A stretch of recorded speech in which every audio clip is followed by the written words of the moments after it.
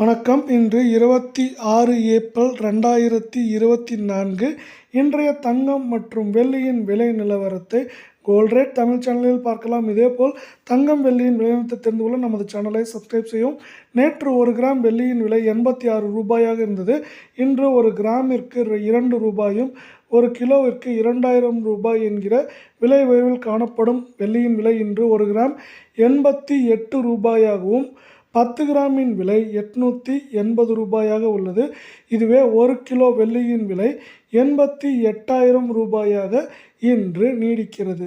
அடுத்து இதேபோல் 24 கேரட் தங்கத்தின் விலை நிலவரத்தை பார்ப்போம்.